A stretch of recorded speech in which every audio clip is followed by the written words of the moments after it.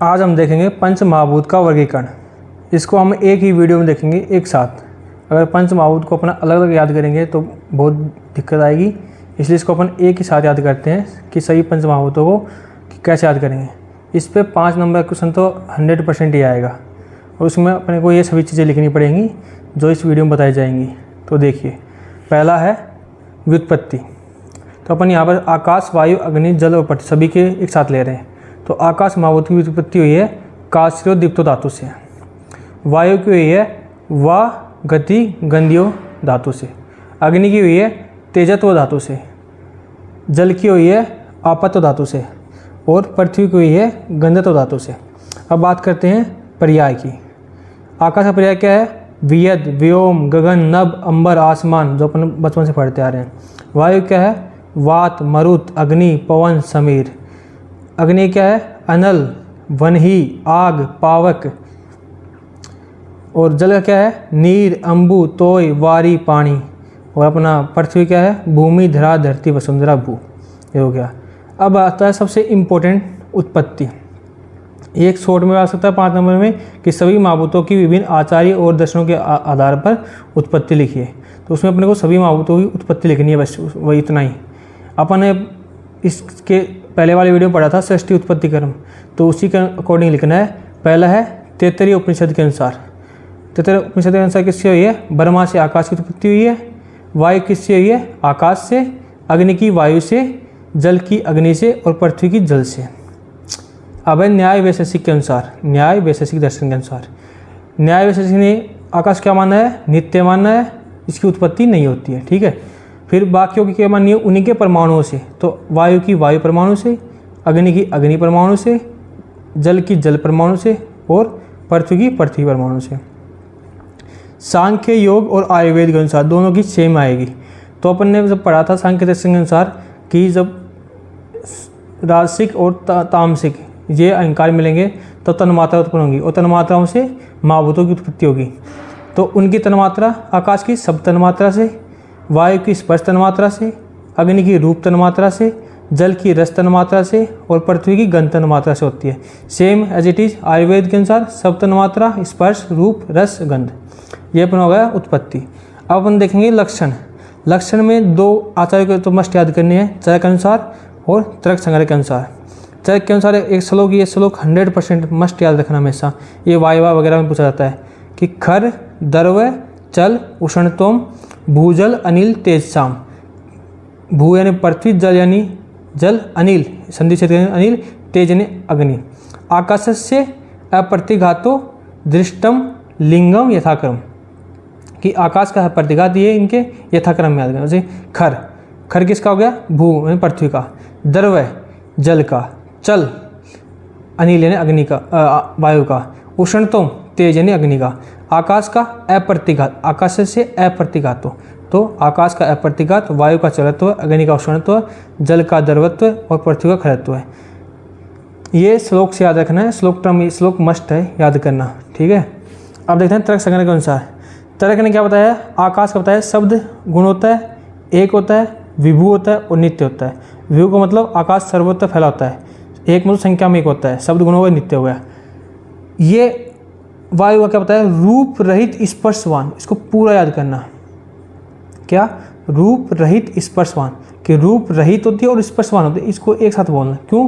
क्यों अगर अपन अकेला रूप रहित बोलेंगे तो रूप रहित तो आकाश भी है, और अकेला स्पर्शवान बोलेंगे तो स्पर्शवान तो अग्नि भी है, अग्नि को छू सकते हैं, जल को छू सकते हैं, पृथ्वी को छू सकते हैं। तो इसलिए रूप रहित स्पर्शवान, इसको एक ही लाइन में बोलना है। ठीक है। किसके अनुसार? तर्क संग्रह के अनुसार। अग्नि क्या होगी? उष्ण स्पर्श। जल क्या होगी? शीत स्पर्श। और पृथ्वी क्या होगी? गंधवती। अब है सबसे इम्पोर्टेंट कि गुण। परिषद पाद के अनुसार आकाश से 6 गुण होते हैं: शब्द, संख्या, परिमाण, पृथक्त्व, संयोग, विभाग। शब्द का मतलब क्या होगा? जो आकाश का गुण होता है। संख्या में आकाश कितना होता है? 1 होता है। परिमाण में आकाश क्या हो गया? महत्व हो गया, क्योंकि वह विभू होता है। पृथक्त्व का मतलब क्या होता है? कि अलग होना।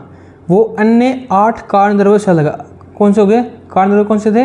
पृथ्वी, 5 महाभूत, पृथ्वी, आकाश, जल, अग्नि और मन, काल, आत्मा जैसा। तो अन्य से तो 8 अलग है, तो सब में यही लाइन लिखनी है। वायु में लिखेंगे तो यही लिखेंगे कि वायु अन्य 8 से अलग है, जल अन्य 8 से अलग है। वही संयोग और विभाग में क्या आ गया कि आकाश का अन्य द्रव्य से संयोग होना और विभाग होना, जिससे कि शब्द की उत्पत्ति होती है। ये अपने को बस जब 5 मार्क्स में है ना तो एक एक लाइन लिख दें और नहीं लिखो तो भी कोई दिक्कत नहीं आएगी। तो ये 6 गुण किसके हो गए? आकाश हो गए। वायु कितने होते हैं? 9 गुण। ये 6 तो ये हो गए, प्लस 3 जुड़ जाएंगे, परत्व, अपरत्व, संस्कार।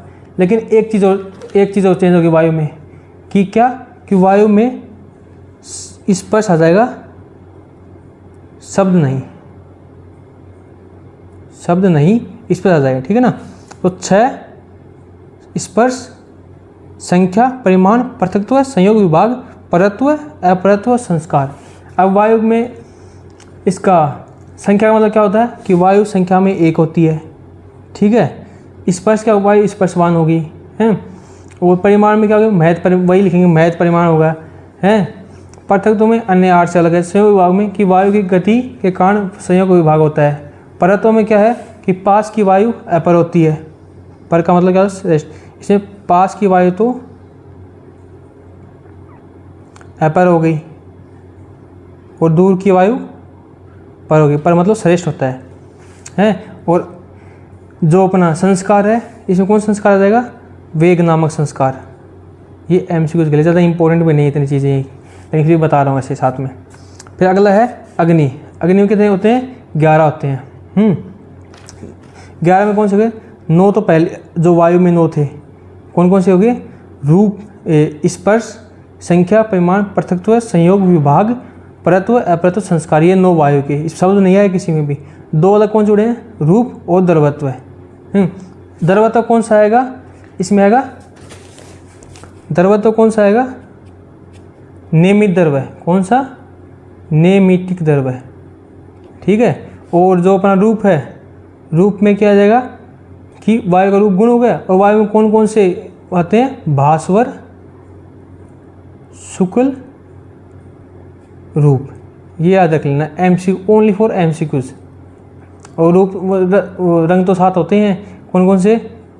नील, पीत, रक्त, हरित, कपिस, चित्तर और शुक्ल।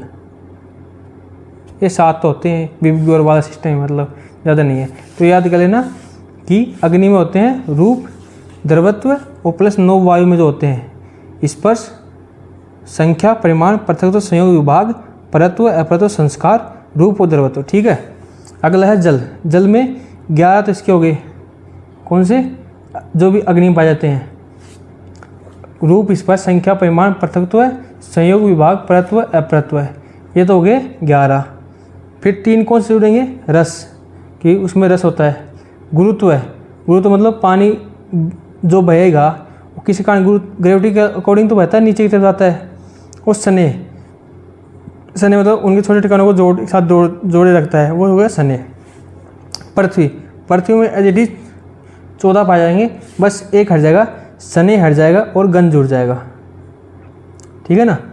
ये उसका गुण हो जाएगा। और ये जो अपन पृथ्वी है इसमें रूप है, उसमें कौन सा रूप आया था? जो अपने जल में रूप था, जो इसमें अग्नि में रूप है वो कौन सा था? भास्वर, शुक्ल। और जल में कौन सा था? अभास्वर, शुक्ल। ठीक है। तो बस ये एमसीक्यूज के लिए। बाकी पृथ्वी में 14 गुण हो गए, तो 11 तो जल वाले हो गए, 14 के जल वाले हो गए, जिसमें 13 है स्नेह एब्सेंट हो जाएगा और गंध प्रेजेंट हो जाएगी। ये अपना हो गया प्रसिद्ध पाठ के अनुसार गुण। अब देखते हैं सुश्रुत संहिता के अनुसार। इसका श्लोक मस्ट है, सत्व बहुलो आकाशम, रजो बहुलो वायु, सत्व रजो बहुलो अग्नि, सत्व तमो बहुलो आप, तमो बहुलो पृथ्वी। मतलब आकाश में सत्व गुणयुक्त, वायु में रज गुणयुक्त, अग्नि में रज सत्व रज, जल में सत्व तम और पृथ्वी में तम। जैसे कि सत्व रज तम है, पहले में सत्व, दूसरे में रज, तीसरे में सत्व रज, चौथे में सत्व तम और पाँचवें में तम। ठीक है। ये हो गया अपने सुश्रुत संहिता के अनुसार गुण। तो अपना ये हो गया। अब देखते हैं अगला पॉइंट कि महाभूतों के भेद। इसके एक साथ याद करेंगे। आकाश के भेद नहीं होते क्योंकि नित्य होता है।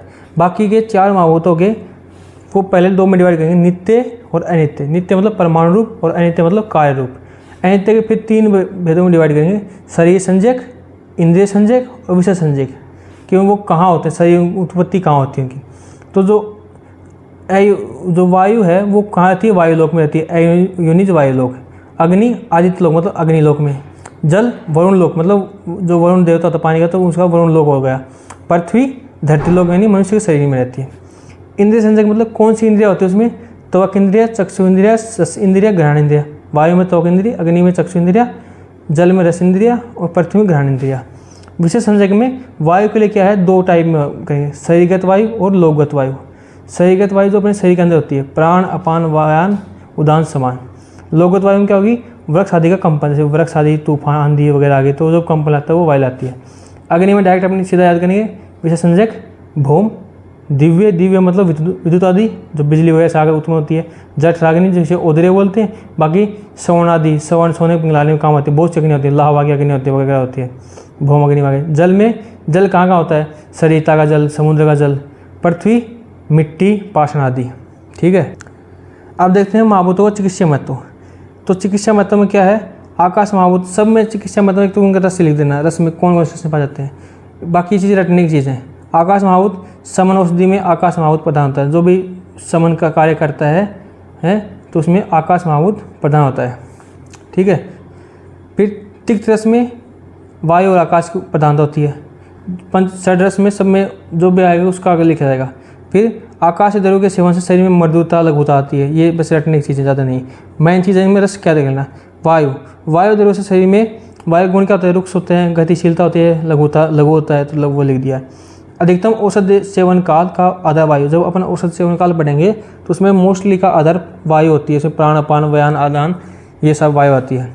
फिर वही रसों में, तिक्त रस में वायु आकाश होता है, कटु में वायु अग्नि होती है, कषाय में वायु पृथ्वी होती है। ठीक है। अब देखते हैं अग्नि महाभूत। अग्नि महाभूत में क्या है, तेज द्रव्यों से शरीर में दाह, पाक, प्रभाव, वर्ण। शरीर में दाह उत्पन्न होती है, प्रभाव, पाक उत्पन्न होता है, प्रभाव उत्पन्न होती है, वर्ण, शरीर का वर्ण अच्छा होता है। सभी रोगों का कारण मंदाग्नि होती है, कि अगर आगे में बोला गया कि अग्नि मंद होगी तो सभी रोग उत्पन्न होंगे, तो इससे अग्नि का महत्व स्पष्ट हो गया। अमल रस में अग्नि के साथ पृथ्वी होगी, लवण में जल होगा, कटु में वायु होगी। तो अमल, लवण, कटु प्रसाधन द्रव्यों में अग्नि के साथ क्रमशः पृथ्वी, जल और वायु की प्रधानता होती है। फिर जल महाभूत, शरीर में स्नेह, बंध, मृदुता उत्पन्न करता है, कफ को बढ़ाता है जल महाभूत। रस, रक्त, मज्जा, शुक्र, याद रखना, रस, रक्त, फिर मांस में रस्ती नहीं आएगी, फिर मज्जा, शुक्र, इनकी वृद्धि करता है।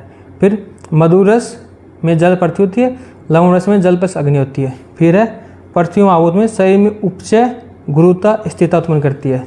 फिर कौन से महाभूत, मांस, मेद, अस्थि, धातु की वृद्धि करती है। ठीक है। फिर मधुर रस में पृथ्वी जल, अम्ल रस में पृथ्वी अग्नि और कषाय रस में पृथ्वी वायु, ये सब में लिखना। एक चीज़ और है, जल महाभूत आएगा उसमें जल के सब वर्णन करने के साथ उसकी 4 अवस्थाएं होती हैं, अम्ब, मरीच, मर, अप। इसको याद कर लेना अम्मा से, अम, मरीची, मर, अप। पहले बड़ा वाला अम्ब, फिर बड़ा मैं, मरीची, फिर छोटा मर, फिर अप। लास्ट में 2 अक्षर के, शुरू में 3 अक्षर के। अम्ब क्या होता है, जो सूर्यमंडल के ऊपर हो, सबसे ऊपर स्थित हो, अवकाश में रहने वाला, उसे अम्ब कहते हैं। मरीच क्या होता है, जो अंतरिक्ष में हो, मतलब सूर्यमंडल व पृथ्वी के बीच में हो। मर क्या होगा, जो धरती पर स्थित हो। और अब क्या हो गया, पृथ्वी के भीतर, मतलब भूमजल हो गया। तो ये अपना सारे महाभूत हो गए, आकाश, वायु, अग्नि, जल, पृथ्वी। सब में ये चीज़ें लिखनी है कि आकाश की उनकी व्युत्पत्ति कैसे हुई है, उनकी व्युत्पत्ति कैसे हुई है, कैसे बनी है, पर्याय क्या है, उत्पत्ति, सभी आचार्यों के अनुसार एक साथ देख लिया अपन ने कि ये उसकी उत्पत्ति हो गई। लक्षण क्या हो गए, ये श्लोक याद करना। लक्षण चरक का और चरक संग्रह के अनुसार शब्द एक विबोधता, रूप रहित, स्पर्शवान वायु, कहाँ क्या बताया सब याद रखना है। गुण में आकाश में 6 गुण होते हैं, वायु में 9 होते हैं, अग्नि में 11 होते हैं, जल में 14, पृथ्वी में 14। 6 में शब्द संख्या परिमाण पृथक तो संयोग विभाग हो गया। 9 में शब्द नहीं आएगा, उसके स्पर्श आ जाएगा। बाकी 3 परत और अपरत संस्कार आ जाएगा। अग्नि में 11 होते हैं, जो 9 वायु के, प्लस में 2 रूप और द्रव्य है। रूप कौन सा, भास्व शुक्ल। जल में 11 तो इसके आ जाएंगे, प्लस 3 रस, गुरुत्व, स्नेहत्व है। रूप कौन सा, अभास्व शुक्ल। पृथ्वी में स्वयं 14 होंगे, लेकिन स्नेह की जगह गंध आ जाएगा। फिर वही सत्व रजो बहुल, सत्व बहुलो आकाशम, रजो बहुलो वायु, सत्व रज बहुल अग्नि, सत्व तमो बहुलो आप और तमो बहुलो पृथ्वी। तो ये अपना ये हो गया। फिर उसके भेद देखेंगे कि नित्य अनित्य होते हैं, नित्य के प्रति सही संज्ञक, इंद्रिय संज्ञक और विशेष संज्ञक, फिर उसके अलग अलग लिख देंगे। फिर सभी के चिकित्सीय महत्व और जो जल है उसकी एक अवस्था थी, तो अगर अकेला जल महाभूत है तो उसकी अवस्था लिख देना। इस तरह से आकाश से जो महाभूतों से एक तो 5 मार्क्स क्वेश्चन पक्का आएगा, 5 का तो 100%, एक क्वेश्चन तो 100% आएगा। जिसमें इंपॉर्टेंट कौन सा है, 2 इंपॉर्टेंट होते हैं, एक तो आकाश महाभूत और एक जल महाभूत। ये 2 महाभूत बहुत इंपॉर्टेंट है, इनको ध्यान से पढ़ लेना। बाकी अभी के लिए इतना, अगले में देखेंगे अपन काल आत्मा सामान्य देखेंगे। ठीक है।